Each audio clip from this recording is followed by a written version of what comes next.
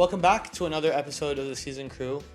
We're here again with our series, Building an AI Virtual Assistant. Today, we're looking at it from a sales perspective. If you've been following these series, we've started off with we actually started off with a product perspective, then a data perspective, then a design perspective. Today, we're with a sales perspective. Feel free to go back to those episodes and check them out if you haven't. And today, for the sales perspective, we have with us David Del Pino. He's our head of expansions in the European markets. Welcome to the show, David. Thank you for having me. It's a pleasure to be here. Very nice to have you. I think just to start off, it would be really nice. I've talked about myself quite a bit in the previous episodes. Maybe if you can do a little bit of an introduction of what you do and how the journey has been so far. Yeah, so I've been here for 2 years already at the company at Seez. I joined May 2023. It's actually going to be 2 years already now. So I'm expansion manager for Europe. And it's been, quite a good ride so far. I've been leading on the expansion of the business into different markets in Europe, but also, especially lately, supporting on different partnerships we have in different markets. We talk in Europe, but also internationally. We're having some companies kind of supporting us, launching the business in other places. And I've been kind of leading on that from a commercial and kind of operational perspective. So you're enjoying the ride so far. Very cool. Can you tell us a little bit about what you used to do before you joined Seez? So I've been in the automotive industry already for, I would say, 8 to 10 years. Okay. I actually started my career as a consultant in PwC, but then I quickly jumped into the automotive industry. And I used to work for Volkswagen Group in Spain for the OEM kind of national company, especially for Audi in different departments. I started my career there into the after-sales department, but then I went into the network development, also working on the used car business, kind of things. And then I went into this kind of startup environment as well in Spain. I used to be the CEO or country manager for Cazoo in Spain, a UK-based business. And then I joined Seez, so it's been already a good journey in the automotive. A lot of people recognize Cazoo from the jerseys. Exactly, I have one of them already. So for Seez, like you were saying, you head up expansions. You also work with like our partners, right? And that's part of your role, making sure that Seezr is reaching the maximum amounts of people. And you've really been on the front lines of like introducing AI into ecosystems in the automotive space. Can you tell us a little bit about that? Like, is AI a nice to have, a must have? What is your perception? What have you been seeing in the AI space in automotive over these last couple of years? Sure. So I think there's been a significant change, especially I think over the past year or something. I remember when we started like pitching our AI solutions to dealerships and OEMs, we needed to like spend some time on explaining like really what AI does and how it works and why it's important for retailers and automotive retailers to look at the AI and introduce it into the business. And they were really like not knowing how they could benefit from the AI. While now I think since end of last year, they really feel more comfortable about AI and what it does for the business. And they proactively looking for solutions on that. So you can totally skip that part of the meeting talking about what the AI does and how it works and all that stuff. And you can get, straight to what you're offering, what your solution is actually doing for them. And they proactively looking for not just like one AI solution, but I think there's an opportunity to become like this 360 kind of company offering like a complete suite of AI solutions covering different use cases and different processes for dealerships and OEMs as well. So I think they're becoming, they feeling that urgency of actually like doing something on AI way more. And then when they see it in action, does their perception shift? How does it usually what is usually their reaction when they see like Seezr at work or when they actually test it out?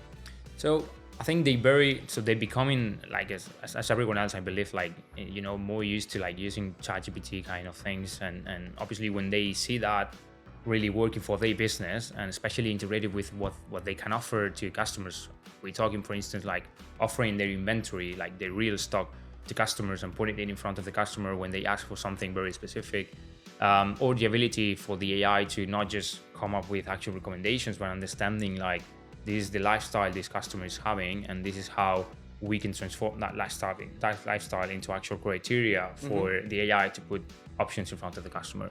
I think they're really loving that, like kind of visual effect of the AI, putting things in front of the customer in a very like easy way, right? So, I mean, I think that's a trend, and we talk about this all the time. FYI, marketing and sales work quite closely. So I get to work with David quite a bit, but I think the whole idea is how when you see it in action, how does that actually transform the experience? And I think there is a little bit of a shift in terms of like what the experience for a customer should be like, right? So what is that baseline? Yeah, and we need to be educational as well with dealerships, right? So they get, I would say, the ultimate goal of introducing AI, and they get this chat solution is going to be helping us on being, offering a better customer experience, all of that. But when it comes to like really, like, I would say, benefit from all of the capabilities of the AI, you need to be super educational with them on what are the things you can optimize, being very close to them on these are the changes that we will encourage you to do, to actually improve how your customers are going to be engaging with the chat and maximize also the investment you're doing in the solution, right? So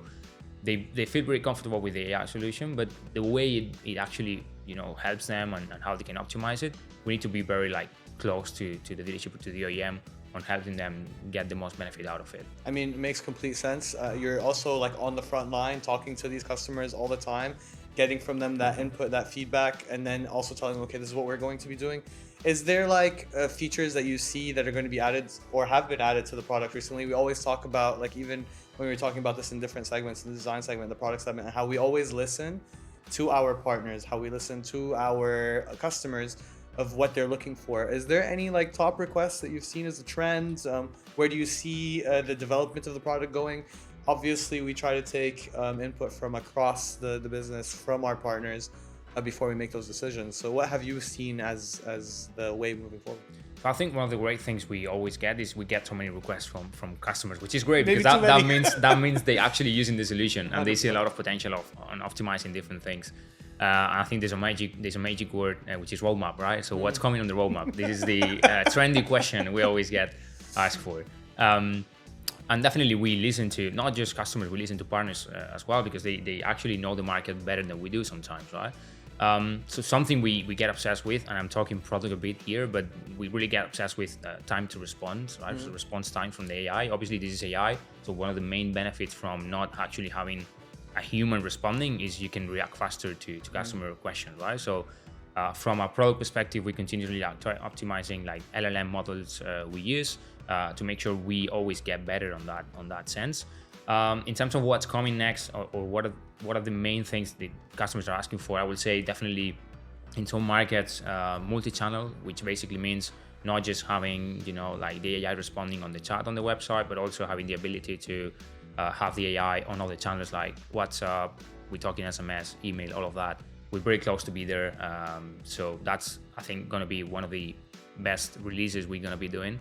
And then obviously data and KPIs and kind of providing customers the ability to track, what's going on with the solution in real time. They don't need to rely on us to tell them, hey, this is working good. This is how many charts you're having. So we did a release not long ago, a month or 2 months ago, which is actually having an analytics section as part of the dashboard we provide them with. And now they can be autonomous on going into the dashboard, checking activity. They can even check where the car is getting more clicks from the chat, right? So even benefit from that to actually make business decisions on what cars they need to look for when it comes to sourcing and all of that. So we're listening to them, and there's actually heavy activity on product developments. I think there's quite a bit more, but we don't want to get in trouble with our product team, so we'll just keep it there for what we're going to announce in terms of what's coming on the roadmap. But obviously, like you said, being able in terms of analytics to look at and reflect and then react is huge. And then multi-channel doesn't just open the door to additional platforms, but it also opens the door and is like a prerequisite for some of the other features that we want to understand a lot. Exactly. So I definitely think, the solution is always evolving.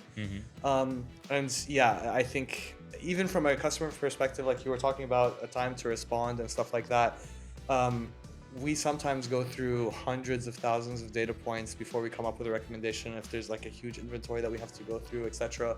So something that is processing that much data, making that faster, but it's I think pretty impressive what it can go and through. That's actually a good point, and it's something we need to also pay so many attention when it comes to talking to dealers and OEMs, making them understand how many data we need to process to actually provide a response, right? It's not something like this that you get straight away.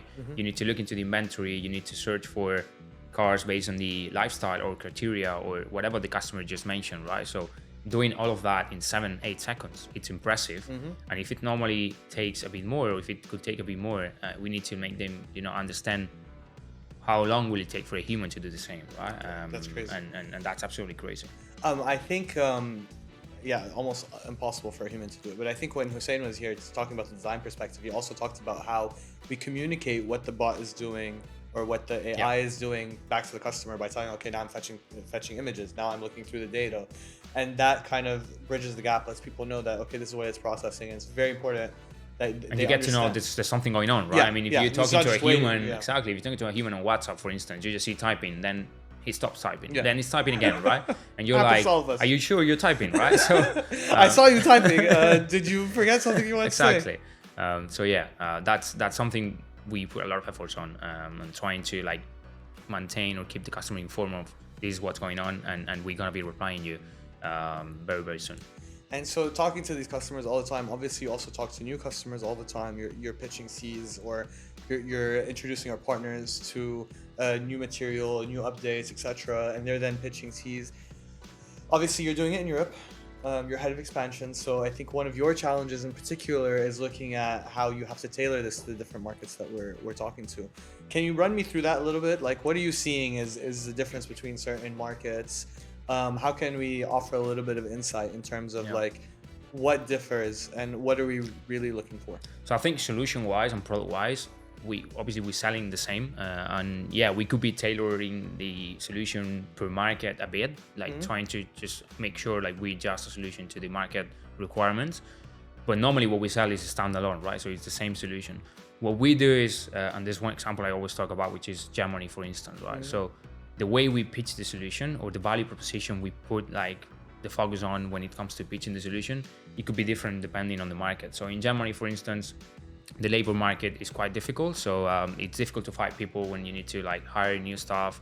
And then when you find them, you need to train them, right? You need to spend some time. So between hiring to training to getting people like really engaged with the business and actually adding value, it could take a lot of time. Yeah. So having a chat solution using AI is actually really beneficial for dealerships, because I'm not saying they don't need to hire people, but probably they will get less questions from customers for very easy topics, right, that we can cover with the chat solution. So they can just actually benefit from that instead of going into the labor market and spending 3, 4, 5, 6 months into looking for the right candidate. Maybe they run the decision and they need to go hire another one. So just understanding how the market, and not really like automotive, but the market in general is actually working and how many things they have impacting the business. It helps you like position the solution in one or another way. And then obviously you need to try adapt to the customer. There's customers in Germany, for instance, as well, that they don't want to have the chat solution 24/7 because they have a huge team and they want to just have the chat after hours, which is something obviously they can do, right? So we need to really understand what the challenges they're facing, and then depending on those challenges, we kind of position the solution in one way or the other. And then obviously when we have partnerships, that's really, making the difference, because they know the market better than we do, and we can anticipate some of these challenges as well before actually going into the market and pitching the solution. Yeah. And I mean, we always see it like every market also wants like a use case or an example in their own market, right? So there's that side to the approach where we need to like show in market how it's effective. And obviously we're very lucky that we have a product that can speak multiple languages, so that's covered. At least it's very easy, but there is sometimes some challenges there with having to train data on slightly different languages. Is there anything else you see, or maybe some resistance or skepticism in these markets that you can recognize, and then how do we overcome that, etc.? So I think it's all down to confidence as well, right? So if you obviously you might be having like hundreds of clients in different international markets, and you could be saying your solution is supporting more than 15, 16 languages, but if it's not supporting the language, or if it's not live yet in the language that they actually using in that market, they feel like you might not be ready for the market, right? So one of the main obsessions we have, or I have, when it comes to going into a new market is just finding the first customer, and this is probably the hardest thing to do, right? Finding the first customer. So we need to be a bit more creative and original on trying to secure the first client. It doesn't need to be huge.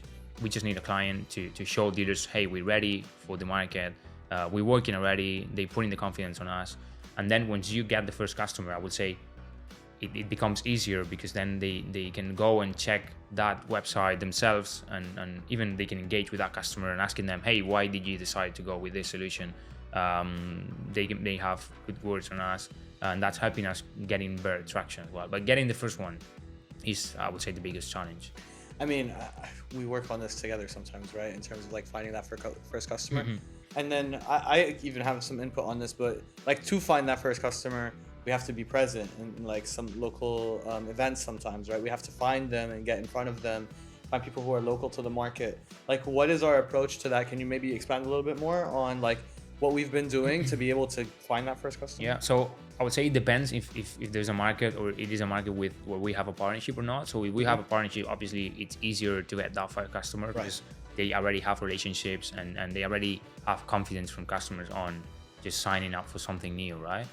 When it comes to markets where we go indirect, it's a bit more challenging. So what we always try to do is, obviously we need someone local from the market actually speaking the language and having relationships already, even if it's from another company he was working at or she was working at, but he already, had that confidence from that dealership. Knows the market. Knows the market, but more importantly, I think the market know him as well, or know her as well, right? So even though he's not in the same company now, they feel like they can trust this guy, they can trust this lady because they've been working with him or with her in the past, right? So I think this is actually very, very important.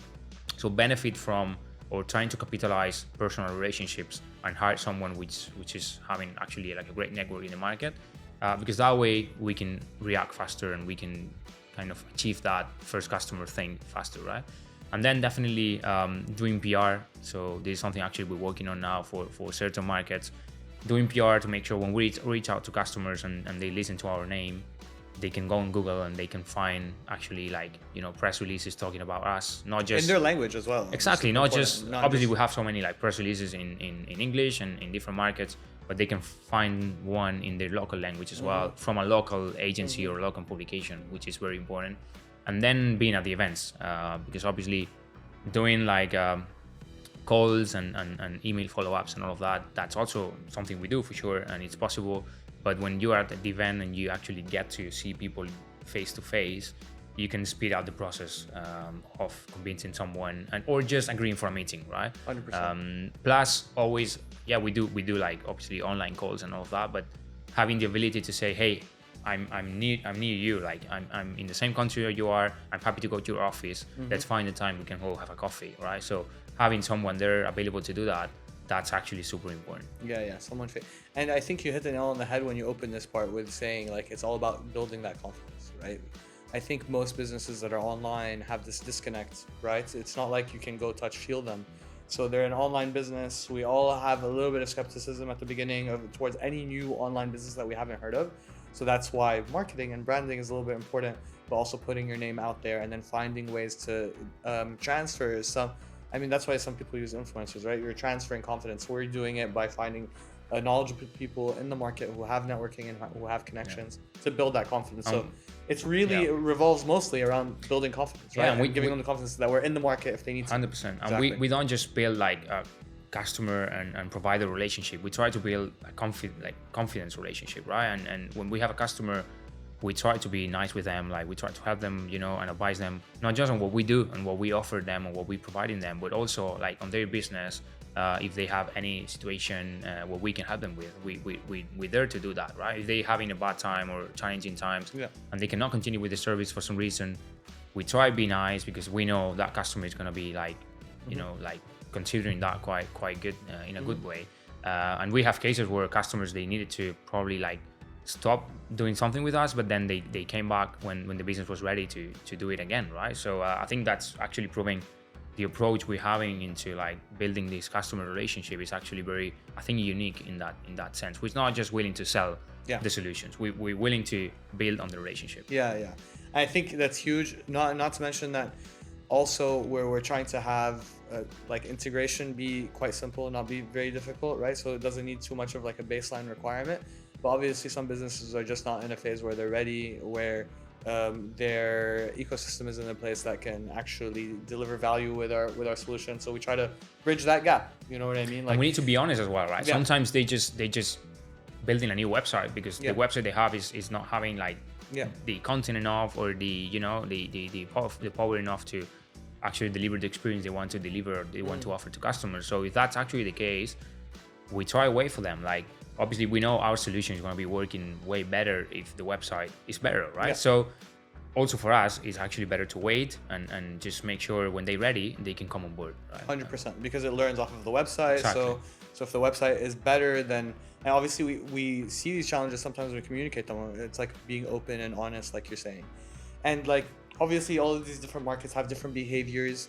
I think you touched on this a little bit, but like, what do the partnerships give us that you think we couldn't have done by ourselves? Or like, what added value is there? I think you already touched on some confidence stuff, but is there anything else that you think the partnerships deliver in terms of value? So definitely on the more commercial like angle, I would say like speed on the go-to-market strategy. So obviously we can grow faster with partnership because of the confidence they have, but also because they have already like built pipeline, which is not just having customers or dealers they know, but also having dealers they work with already, right? So it's easier to upsell something, right, to a customer, to existing customer, than just trying to secure a new customer, right? So from that perspective, and we have several examples in Mexico, for instance, where we managed to capitalize like the partnership relationship in a very, very fast way. So that's one of the things. And then I would say being ready for launching is also very, very important. So obviously when we get into a market and we go direct, we need to hire people, we need to understand the market, all of those things. While with the partnership, we can already prepare in advance for that, right? And try to be ready for the launch of the solution in that market, not just waiting until we actually pitch it, but we can understand that behavior earlier, right? And then obviously getting feedback on the ongoing customers as well, because they have more resources, they have huge teams like working on key account management and all of that with customers. So listening to the customers and to the feedback they have, and trying to integrate that or implement that into the roadmap we're working on is also one of the I think main benefits of having that partnership relationship. 100%. And is there any I think examples or instances of these relationships really flourishing that pop into your head, like something that maybe is an interesting story, or like I think some of like these bigger groups that now we're working with, like it was really interesting how the success of like Seezar with one kind of brought on the rest. Is there anything that pops into your head that's like kind of interesting? So we have so many, like I would say, so many examples of dealerships just starting to work with us on Seezar, on the chat solution, with one of their websites. But obviously they big groups, and then they start like rolling it out to other websites as well, especially in huge markets. And also they see opportunities to do the same in other markets, because obviously dealer groups they work sometimes like across different markets, right? So that's also we can benefit from, and having a relationship with not just the groups but also like dealer associations, for instance, which is something sometimes very hard to get to, right? And those partnerships that we have, or those partners that we have, they've been building on those relationships with those dealer associations for a long time, right? So going into those associations and then opening up the door for other opportunities with the dealers from different brands, that's something we could do definitely, but it's actually going faster and smoother with a partner in place. I mean, you have the very difficult job of having to probably juggle a lot of different partners at the same time while the product is evolving. So like, what do you do to make sure that everyone is still aligned with us while we're rolling new things out? So I would say we need to be super close to the partner, but not just to the partner. So there's partners we have, and they have multiple teams across different markets as well, right? So we need to be close to each of those teams in every single market, because their market is different, and what they hear from the customers is different. What they expect from the solution is it could be different sometimes as well. So one of the things we do is I'm having, for instance, weekly calls with every single team from every single partner we have. And that's obviously involving different time zones and different markets, and it's 100%. Driving us crazy sometimes, but it's super important. Like, kind of building the same way we build the relationship, the confidence with the customer. We want to build those spaces with partners where we can actually exchange whatever it is, right? So we're doing weekly calls. We cover the operational stuff that we need to work on, or we're working on, like onboarding. They share with us other opportunities they're working on. So we cover the commercial pipeline as well, forecast, all of that. And I would say more than working on that stuff, it's important because we get to build like a very close relationship. So they feel comfortable to call me then at any time, just to raise any concern they have, or just to talk to me about an opportunity they're working on. So we actually become the same team at some point, right? And that's super important. And I think it's part of the success.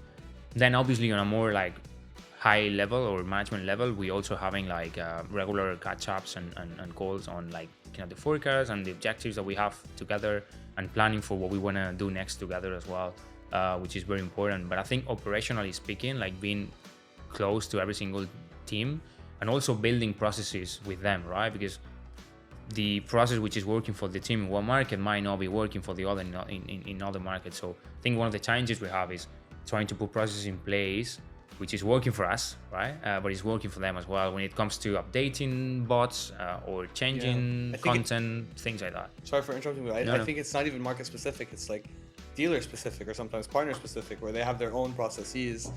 And I think even, I always reflect on Seezoned, which is another one of our products, in terms of like how we integrate closely to understand what those processes are and how we can make sure that we add the maximum amount of value and make it compatible, right? And we already have that culture of like overworking a little bit or being always open to communication and jumping in as quickly as possible.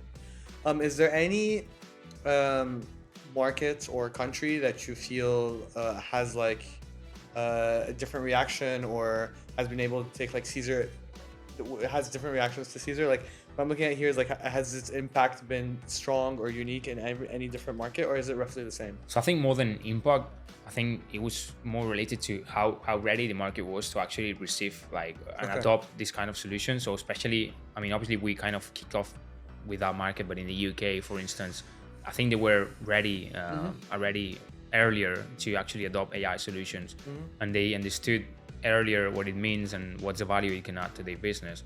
When it comes to impact, I think it's pretty much very similar across different markets. What they expect from the solution is obviously different, right? Some of them they more focus on like the lead generation stuff, while others they more focus on the customer experience they can offer customers, or covering those after hours, where there's no one from their side actually able to support any customer and providing any response. But when it comes to like impact and the delivery or the results we're delivering, I think it's pretty much the same in every market. But they were early adopters. I think in the UK, for instance, they were early adopters in some way. Is there a reason for them to be like more ready? Is a dealership over another dealership? I think the industry there has been more digital historically. Like automotive industry in the UK has been more digital, mainly because they had like things like Kazoo, for instance, or AutoTrader or this kind of companies, right? So they more used to like digitize the business and invest in digital solutions. The other markets in Europe, I think they were like going or following kind of what UK was doing in that sense. And now we're seeing I think very standard, kind of digital adoption in different markets in Europe. But I think they were one of the first to actually do that. And this brings me back to something that I think I've said on a couple of episodes before. If you can remember which episode, put it in the comments. But like something I mentioned before is at the end of the day, the automotive industry is like there's only the OEMs or a certain number of manufacturers, globally, and kind of their processes then permeate across the globe, right? And so they have to put in sometimes some checks to make sure that the experience is similar, but then there's a lot more friction and bureaucracy, and then being able to act on like new digital technology and stuff like that. So there's that impact of our industry as a whole. I think automotive, real estate is also a big industry, big investment, but then it's very local. Like every country has a bunch of different developers, right, that have their own autonomy. Whereas in automotive, it's all then goes back to the manufacturers and the OEMs, and it's just a certain number of them. I think especially lately, because of all of the challenges I think the industry is facing when it comes to EVs and profitability and competition, from Chinese brands and all of that. And it's still uncertain, right? What's going to happen and what's the impact, like tariffs and all that is going to happen or is going to happen in the industry as well, right? So we'll not touch on that today, but let's keep it for now. It might have not be relevant by the time the episode comes out. It might be very relevant. So exactly. We'll see. We'll monitor the situation. But I think there's been for financial reasons, the need, especially in Europe, for dealerships to come together. So there's been a lot of acquisitions from bigger dealer groups to smaller dealer groups, and they become even bigger, right? So I think they're now in a position where they have more power to negotiate and to push the manufacturer or the OEM into doing their own projects, right, and making their own decisions. So I think that's actually taking them to, being a bit more strategic on the decisions they make, and they're starting to make their own decisions on, hey, this is what we want to do in this, on that, and they've been feeling the urgency to become more digital as well. I mean, not talking about Seezar now, but in other solutions, Seezclick, which is part of the solutions we sell as well. Yeah. We've been doing projects with very huge dealerships in Europe on helping them landing an e-commerce solution for the used car business, for instance, right? Because they felt like they needed to react, they needed to do something different to, kind of be different in the market and try to financially survive as well, increase profitability, and used car business especially is normally more profitable than the new cars business, right? Especially with the agency model as well, which is something going around in the industry. They need to find ways to increase profitability and kind of generate more revenues from other products as well, not just selling new cars. Yeah. So I think that's pushing them into making more decisions on that sense. Very interesting. And so, like, are there trends that we see in the global markets? Like, it doesn't even need to be limited to Seezar. Like, we can talk about all of our products, but also Seezar, I think, has some interesting applications now with us as well. We teased this a little bit last time, but there's Seezar Q coming. There's a couple of other things that I think there are trends in the global automotive industry. What do you think they're looking like? Like, where are you seeing the automotive industry in 5 to 10 years? What major changes do you see are going to happen from your perspective? Where are we going to be? Like, what is 5 years from now or 10 years from now? It's difficult to guess. I mean, I remember my time at Audi, especially in after sales, with EVs, coming and all of that. We were already working on projects to try release new revenue streams, right, for the business. So obviously we knew, like, in after sales, having EVs is going to impact already the revenue and the margins and all of that. So we need to try be more creative on releasing new stuff, right? So I think it will all go down to trying to be different from the competition, even more than what they used to be in the past, offering customers a better, like, experience when they engage with you, and it really impacts everything, right? It impacts, like, the experience they have on the website, but it also impacts the experience they have when they go into the workshop and they engage with you, right? So I think at the end of the day, the one making the customer experience smoother is going to be the one kind of winning the game, right? Because you go to a showroom because you like the car they have, but you stay in that showroom because you like how they treat you, right? So and what they offer you when you have an issue, right? And we've all had experiences on that sense, right? And if you don't have a good experience, you may change to another dealership, to another showroom, or to another workshop or something, right? So I think it's all gonna go down to that, and what kind of digital solutions you offer for customers to engage with you. So I think one of the examples is, especially I think our generation, we don't like phone calling dealerships to work, to kind of set up a workshop appointment. We just want to do it online midnight or when you want, right? So the ones offering more kind of solutions in that sense, I think they're gonna be the ones succeeding the more. It's very interesting because you talk about customer experience, and we've asked this question to quite a few people. Sami Skaf, the Chief Digital Officer of El Nabuda, who we work with here, they manage VW, Audi, they have McLaren. They also were talking about customer experience, but even like how a connected car is going to be able to talk to a dealership and offer a better customer experience. And then in another instance, it was about maybe like a shared ecosystem that we were talking to a guest about.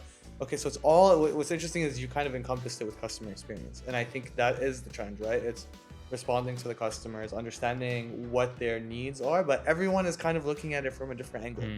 You know what I mean? I think the challenge is kind of balancing, offering that super, like, amazing, great customer experience, and at the same time making revenue and making profits, right? Yeah, 100%. That's the challenge they're facing, I think, now. And that's why sometimes, going back to the AI, like, they convince they need to do something with AI, but they need to be trained, or they need to be, like, briefed a bit on how exactly or where exactly they need to bring the AI on, right? So one of the questions we normally get from dealers is, we know we need to put AI, in the core business we do, right? But can you help us even just telling what you're planning to do with AI. What's the suite of solutions you're planning to have? Because we want to understand if that's going to be covering enough everything we have and the main priorities we have, and it's going to be helping us, following the journey we want to follow. So on that, I think we need to be more, again, educational with them on try guide them through the journey. I mean, I think there's so many applications as well. Like, not only us, we have different products across our suite, all that are looking towards digitization. We talk about customer experience, but there's so many different touch points to this. We talk about profitability and maximizing that. There's also a lot of different touch points to this, right? Like, even a business understanding where it's extracting customers. Is it extracting it from after sales? Is it from the initial sale? Where is that value actually coming in? And then augmenting that with AI is definitely a trend that we're looking at, or at least that we're looking at in the future, right? In terms of what we can develop to make sure that we can maximize that value. Retaining the customer, I think, is the main goal ultimately. I mean, you get a customer because you sell a car to them, but you're not making sometimes any money on that, or very, very, very low money on that, right? But retaining that customer and making sure they stay with you when the car is 3 years old, when the car is 5 years old, when the car is 10 years old, right? Because obviously the older is the car, especially in some market in Europe, people, they stay with the same car for 10 to 15 years, right? So when they have brand the car, loyalty as well, then exactly. The next car you buy, or who you tell your friends, and economical situation in different markets in Europe, especially, it's difficult sometimes. So people, they cannot afford like changing cars every 5 years, like they do in Germany, for instance, right? Or they do in the UK. So kind of having the ability to make sure that customer is going to come to your workshop when their car is 10 years old. So they kind of willingness to pay for the official showroom or the official dealer to actually do the service appointment with them or the workshop appointment with them. It's not the same when the car is 5 years old than when the car is 15 years old, 100%. Right? So I think they're working, and that's something they've been doing for the past 5 to 7 years probably. They've been working on not just retaining customers at the beginning of the funnel or the relationship with them, but also working for those customers which are more likely to leave them, right? Because they're not taking that care of the car anymore, and they don't mind about the car anymore, or not that much, right? That's one of the main challenges, because that's revenue at the end of the day anyway, right? So they need to care about it. 100%. There's value across the chain. So I think we're going to move towards our next segment.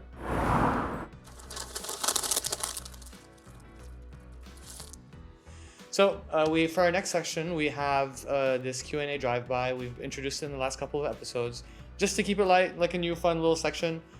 So we're gonna have our little car come in and introduce. You get to choose a question. Sounds good? Go for it. We have a new driver behind the wheel, but I think we're good. The new driver did a great job. Go ahead. Feel free to pick a question. Yeah. Everyone picks pink. I don't know why. It's a different one. So, if you could have dinner with any 3 individuals, dead or alive, who will it be and why? Oh wow, this is a difficult one. Yeah. And it could be from any industry, Okay. So I think probably one of the individuals I would take is Kobe Bryant. Obviously he's not with us anymore, but I think he used to play basketball. And I think from a mentality perspective, he was very different and very unique. I know Michael Jordan as well. He was quite unique. But I don't know why. I think Kobe kind of took it to another level as well, and I think he would be really, really interesting to speak to. Yeah. In his eulogy, one of the players said that when he was on Team USA, one of the players wanted to Chris Bosh wanted to get there early so that he can set the tone for the team. So he goes down at 5:30 a.m. to be the first one to practice, and he finds Kobe there already done with his first practice. So yeah, that Mamba mentality. Crazy mentality. Yeah. So 2 more. Go for it. That's a classic one, I think. But from a more entrepreneurial kind of company kind of perspective, I would probably pick up Steve Jobs. Very interesting. I was thinking Steve Jobs. Really? Yeah. I mean, I know everyone probably would say that, but I think he was also very unique in the way he kind of faced business and building what he actually did. And I think he was also a unique personality, right? So I would probably pick him up as well. Very interesting one. And the next one, or the last one, would be probably I think it's very common now these days. It's on the news and all that stuff. Elon Musk.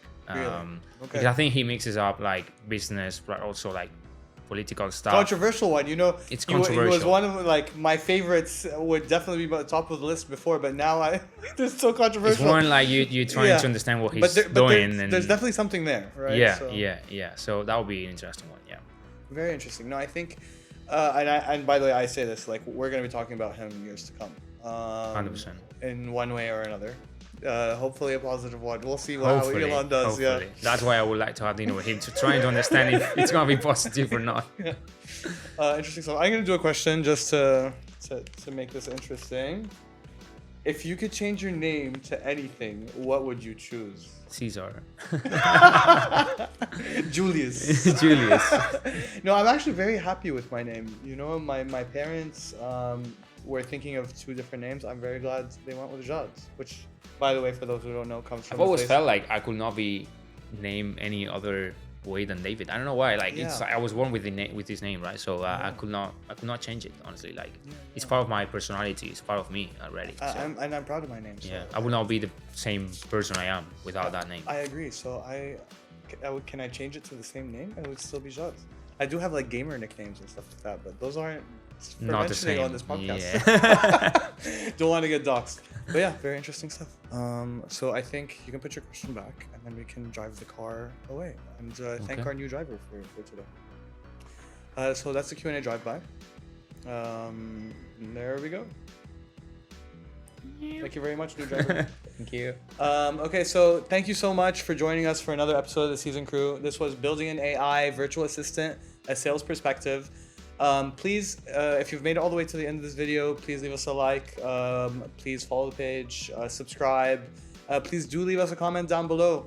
If you have any questions, we'd love to answer them on our next podcast. What topics are you interested in? We'd love to also bring those up. We have a couple of interesting people coming in the next few episodes as well. Some are internal, some are different format, different discussion format, and some are external from outside of the company. So we're just trying to add value, and any comments that you have and input on that would really be appreciated. Thank you for making it all the way here, and see you next time. Have a good one. Bye.